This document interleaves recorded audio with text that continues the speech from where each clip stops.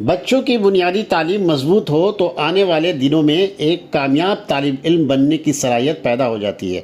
इसी कड़ी में कोलकाता के 62 लिंटन स्ट्रीट मोनोविल्ला कोलकाता 14 में आइडियल प्ले ग्रुप का एक शानदार इफ्तिताह हुआ।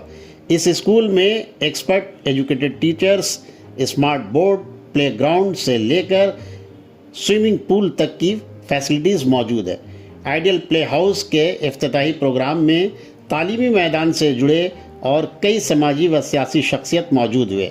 महादेवी बिरला शिशु विहार की principal Sonali Sarkar, vice principal Karishma Surana, Albany hall public school की ex principal mrs Imam, Beniapukur थाने के OC Rajiv De, cardiologist doctor Khurana, ward number 60 के काउंसलर कैसर जमील और नीट बास्केट के डायरेक्टर नूर आलम सभी ने ideal play house, ideal coaching centre और फ्यूचर गाइडलाइंस प्रोफेशनल कोर्सेज के रूह रवा डायरेक्टर शादाब रज़ा के इस कदम को सराहा और कहा कि हमारी नेक ख्वाहिशात हमेशा इनके साथ है। शादाब रज़ा ने कहा कि बच्चों के पढ़ाई के साथ करिकुलम होना ज़रूरी है ताकि बच्चे मोबाइल के एडिक्ट ना हो पाएँ। आइडियल प्ले हाउस की प्रिंसिपल मरियम जावेद ने कहा कि हमारा मोटो है एजुकेशन सिस्टम में बदलाव लाना।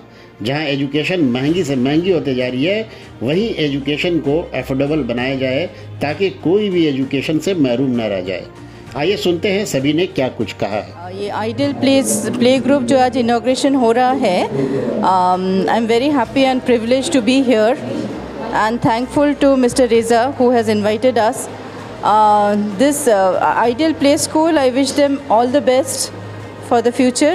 The teachers here, they're definitely going to take care of all the students and I hope and wish them all the best for the future. Higher education कितनी ज़रूरी है मैम आज के दौर में? ये तो अभी प्ले स्कूल है और प्ले स्कूल का सबसे बड़ा महत्व ये है कि within the age of 8 years brain का डेवलपमेंट सबसे ज़्यादा होता है। तो ब्रेन का जो डेवलपमेंट सबसे ज़्यादा होता है उसके हिसाब से बच्चों को वैसे ही पढ़ाना चाहिए, वैसे ही डेवलप करना चाहिए ताकि वो जब आगे बढ़े तो पढ़ाई थोड़ा सिंपल हो जाएगा उनका। तो इसकी वजह से टीचर्स का इसमें बहुत बड़ा योगदान है। They have to be skilled and trained so that they can teach the children in a way, in a play-way method, so that those skills can be developed in them. And again, another thing which is important is the overall development, a holistic development of the children, which is also important not only with studies but in all the co-curricular activities students should be participating in. देखिए, ये technology हम लोग इसको अलग नहीं कर सकते हैं। बच्चे अभी जो जन्म ले रहे हैं उन लोग के हाथ में मोबाइल है, लेकिन ये जनरेशन एकदम डिफरेंट है। ये मोबाइल का ओवर यूज़ डेफिनेटली, ये किसी चीज़ का भी ओवर यूज़ बहुत ही हार्मफुल है एंड इसमें अभी पेरेंट्स को बहुत केयरफुल रहना है कि कैसे बच्चों को दूसरे स्किल सिखाएं और मोबाइल से थोड़ा अलग रखें। ऐसा नहीं है कि घर में जब बच्चे परेशान करते हैं तो माँ बाप उनको मोबाइल हाथ में दे देते, बेटा खेलो, लेकिन ये बाद में बहुत प्रॉब्लम हो जाता है बच्चों के लिए, ऑल पेरेंट्स के लिए, दोनों के लिए, कि उसको कैसे फिर बाद में उसको मोबाइल से कैसे अलग रखें, ये बहुत प्रॉब्लम हो जाता है। तो बहुत थॉटफुली क्या सीखना चाहिए, क्या देखना चाहिए, बहुत ज़रूरी है। अभी जो हमारी न्यू एजुकेशन पॉलिसी आई है वो भी early childhood care and education के ऊपर उसका पूरा फोकस है। वो 3 बातें कह रही है कि बच्चों को अभी ABCD या 1 2 3 पढ़ाने से पहले बहुत ज़रूरी है कि हम बच्चों को कम्युनिकेट करना सिखाएं। छोटे बच्चे अपनी बात को समझा नहीं पाते हैं, तो उनको इफ़ेक्टिव कम्युनिकेशन सिखाना सबसे पहले बहुत ज़रूरी है। दूसरा बहुत ज़रूरी है कि बच्चे अपने इन्वायरमेंट के साथ कनेक्ट करें, ये भी न्यू एजुकेशन पॉलिसी बोल रही है। और न्यू एजुकेशन पॉलिसी ये भी सबसे पहले सबसे बड़ी ज़रूरी बात है कि बच्चों की हेल्थ, मेंटल और फिज़िकल हेल्थ के ऊपर ध्यान दिया जाए। तो प्ले स्कूल बहुत ही एक ज़रूरी है जो बच्चों को हेल्दी हैबिट्स सिखाएगा ताकि वो अपनी फ़िज़िकल और मेंटल हेल्थ पे ध्यान रखे, बच्चों को मौका देगा जिससे वो कम्युनिकेशन कर सके। देखिए, मोटो तो यही है कि बहुत सारे बच्चे को ये परेशानी है कि पेरेंट्स लोग जो होते हैं वो चाहते हैं कि बस 2 घंटा 3 3 घंटा छुटकारा लेने के लिए मॉन्टेसरी में भेज देते हैं। उसके बाद बच्चे क्या कर रहे हैं नहीं कर रहे हैं, आज भी मैम ने ऑलरेडी एक्सप्लेन किया मोबाइल के बारे में।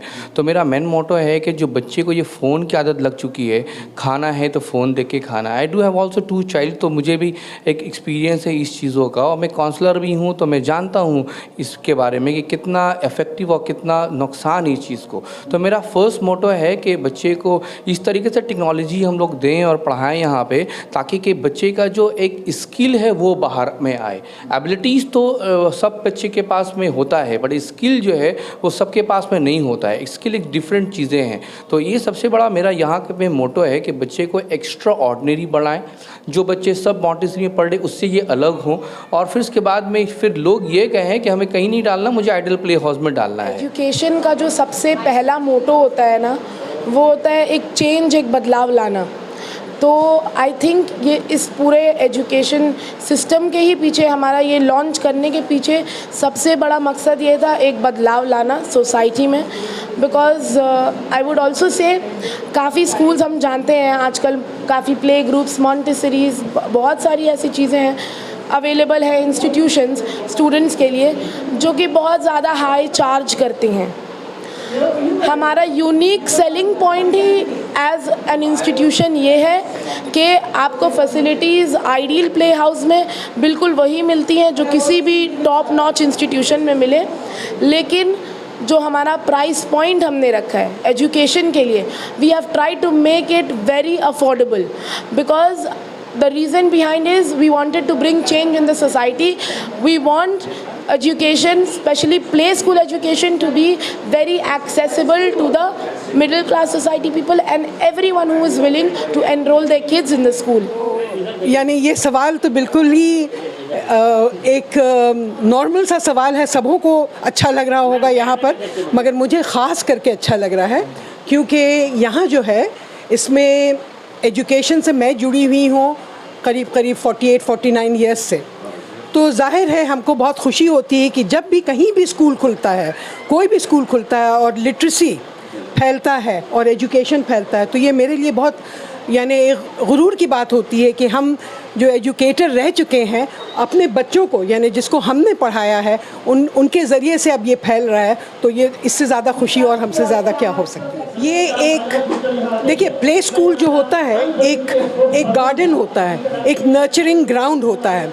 यहाँ पर जो बच्चे आते हैं एक वाइब्रेंट कम्युनिटी, यानी इसमें बहुत जोश होता है ये छोटे बच्चों में, और यही जोश को लेकर के क्रिएटिविटी, एक्सप्रेशन, हर चीज़ हम लोग यहाँ कर सकते हैं। तो ये जो फॉर्मुलेटिव ईयर्स है, जो फॉर्मेशन जो बच्चों का होता है, यहाँ से जो आप कीजिएगा तो यही बढ़ के फिर ग्रोथ होगा।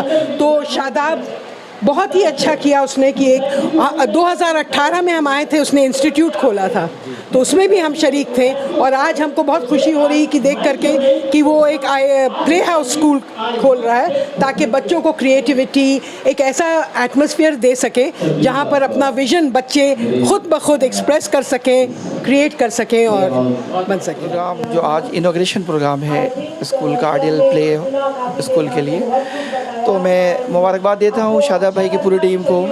अच्छा इनिशिएटिव है इस इलाके के लिए जो कर रहे हैं, और ये स्कूल जो मुझे लग रहा है, जो मैं अभी तक फील किया हूँ, जो देखा ऑब्जर्वेशन हुआ है, तो ये बड़ा यूनिक होगा और नए पैटर्न पे ये काम करेगा। तो होपफुली यहाँ के आसपास के बच्चों को फ़ायदा होगा, क्योंकि कोई अच्छा मॉन्टेसरी यहाँ पे नहीं था, तो उसमें ये हेल्प मिलेगा। और शादाब भाई ख़ुद एक पढ़े लिखे और अच्छे लिटरेट आदमी हैं, कोचिंग चलाते हैं, उनका भी अपना खुद का अपना ऑरा और डोमेन रहा है एजुकेशनल जो है उनका, वो अच्छे स्कूल में एडमिशन में भी हेल्प करते हैं। तो दो फ़ायदा है, एक तो यहाँ तैयार करा देंगे बच्चे को अच्छे, फिर वो अच्छे स्कूल्स के लिए फिर वहाँ पे पहुँचाएंगे।